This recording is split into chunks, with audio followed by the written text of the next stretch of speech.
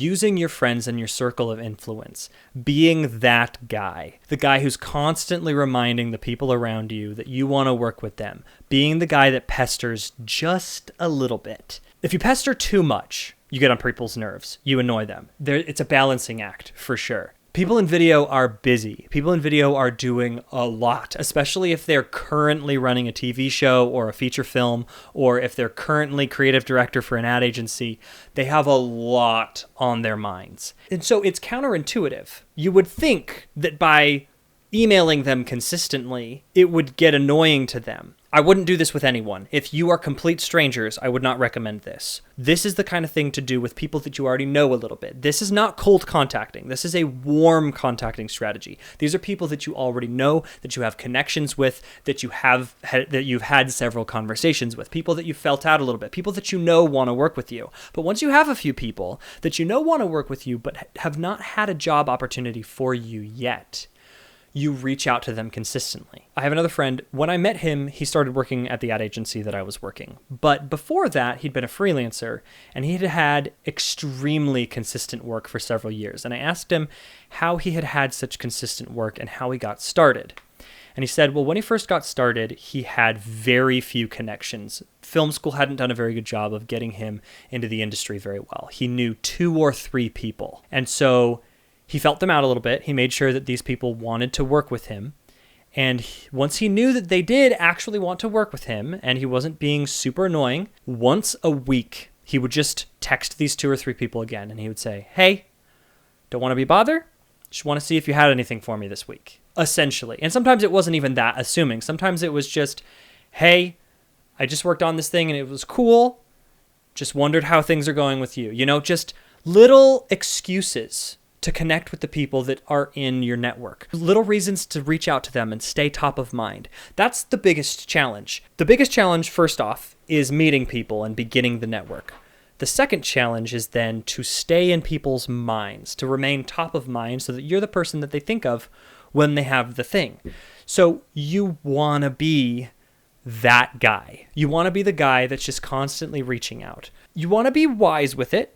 You want to have some social awareness, maybe even check in with them. You know, I know I've been reaching out pretty consistently. Is this something that's helpful to you? Because again, when I'm producing, I have a million things running through my head all day, every day. It's hard to keep track of everything. And it's weirdly nice to have an art director reach out consistently, because as soon as I need an art director, I know who I'm going to. I don't even have to think about it. He keeps reminding me that he exists, so I just get to go to him. As long as you know that the people that you're reaching out to want to work with you, then you just keep finding excuses to reach out, and you reach out every few weeks. Last year, I had several reality TV shows in a row, and 2 of those reality TV shows came because I kept pestering the first guy. The director of the first reality show that I got had gotten me from a referral from somebody else in my network, so I started working for him. And then when the episode edit was over, I just kept reaching out to him. Every few weeks, I would say, what's up? How's it going? I was working on this thing, thought of you.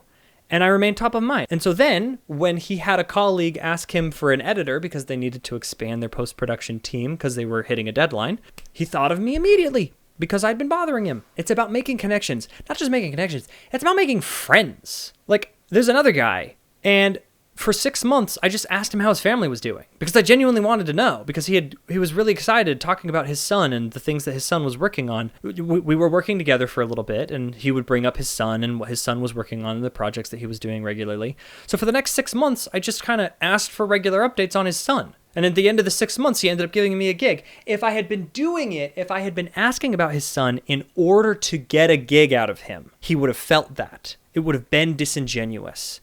It would have been a little bit malicious. He would have sensed that, because people aren't dumb. I mean, people are dumb, but people aren't dumb. You can sense whether or not, usually we can tell if someone is genuine and authentic or not. And if I had been asking about his son in order to get a job, he wouldn't have wanted to work with me. But because I wanted a genuine connection and I wanted to continue to work with him, and I was genuine, I ended up getting a gig 6 months later because we just continued to connect. It feels a little bit counterintuitive. You're just looking for friends and connections who also happen to need the services that you happen to be learning to do so that you can provide them. It's weird. It is a little bit a mixing of like personal and business. It's more business than personal, but it's all just human connection.